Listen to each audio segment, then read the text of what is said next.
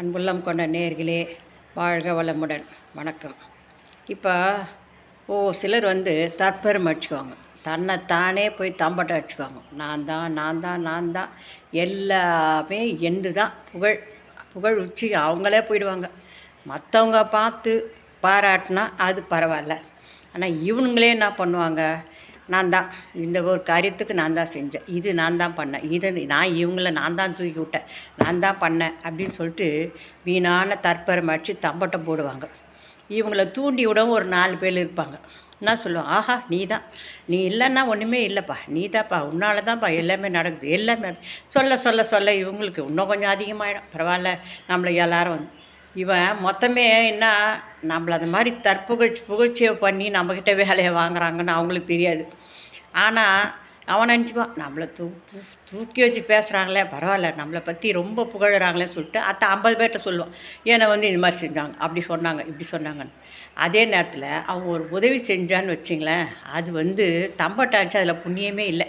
நான் அவங்களுக்கு அத்தை செஞ்சேன், இதை செஞ்சேன், அவங்க என்னை காப்பாற்றலை, என்னை பார்க்கல, என்னை செய்யலை அப்படின்னு சொல்லி வெளியே போய் புலம்புறாங்க பாருங்கள். அதனால் அவங்களுக்கு புண்ணியமே கிடையாது. நம்ம யாருக்கு என்ன கொடுத்தாலும் அதை வெளியே சொல்லக்கூடாது. அது சொல்லலைனா தான் அது புண்ணிய கணக்கில் சேரும். சொல்லிட்டா அதுக்கு பலனே கிடையாது. நீ என்ன செய்கிறியோ அதை வெளியே சொல்லிட்டீங்கன்னா அதுக்கு உங்களுக்கு பலன் கிடையாது. அது அவங்களுக்கு தெரியறதில்ல.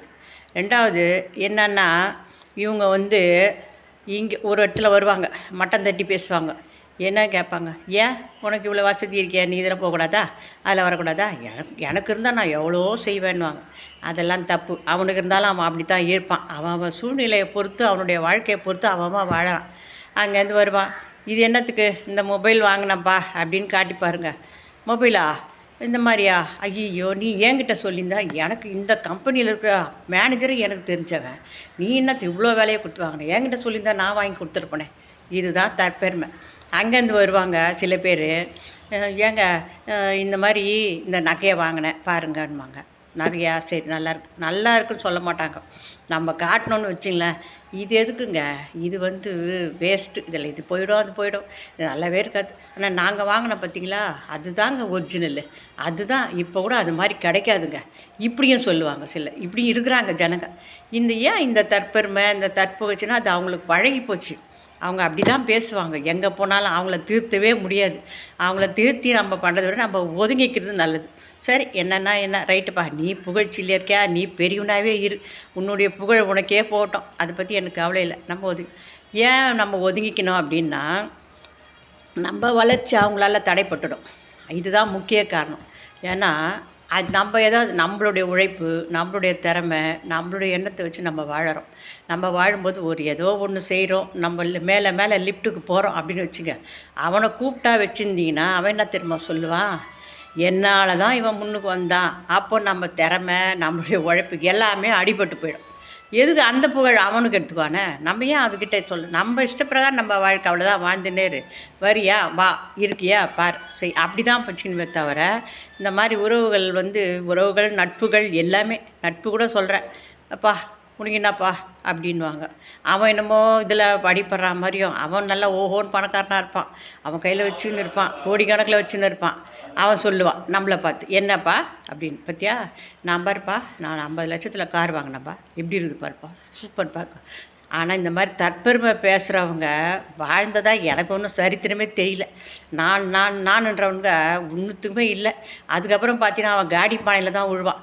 அவனுடைய பின்னாடி செயலெல்லாம் எடுத்து பார்த்தீங்கன்னா மட்டகரமான செயலாக இருக்கும். அவன் செய்கிறதெல்லாம் அதெல்லாம் பூசி மெழுகி விட்டுடுவான். எப்படி வெளியே சொன்னால் நம்மளுக்கு அசிங்கமாச்சுன்னு சொல்லிட்டு பூசி மெழுகி அதை ஒரு வழியாக கரெக்ட் பண்ணி விட்டுருவான்.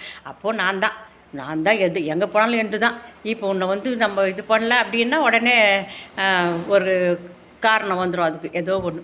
அது மாதிரி காரணமே இல்லாத இந்த மாதிரி தற்புகழ்ச்சி எதுக்கு, தேவையே இல்லை. ஒருத்தருக்கு நம்ம ஒரு இடத்துல போகிறோம், இது 4 பேருக்கு சொல்லணுன்றத கிடையாது. வீட்டில் கணக்கு கேட்டாங்களா, போகிறீங்க, ஒரு இடத்துல போகிறீங்க, ஒருத்தருக்கு அவசரம், ஒரு 2000 கொடுத்துட்டீங்க, கொடுத்துட்டு வீட்டுக்கு வந்துடுங்க, அவ்வளோதான். இதை போய் நான் அவங்களுக்கு 2000 கொடுத்தேன், இவனுக்கு அதை கொடுத்தேன், இதை கொடுத்தேன்னு சொல்லக்கூடாது.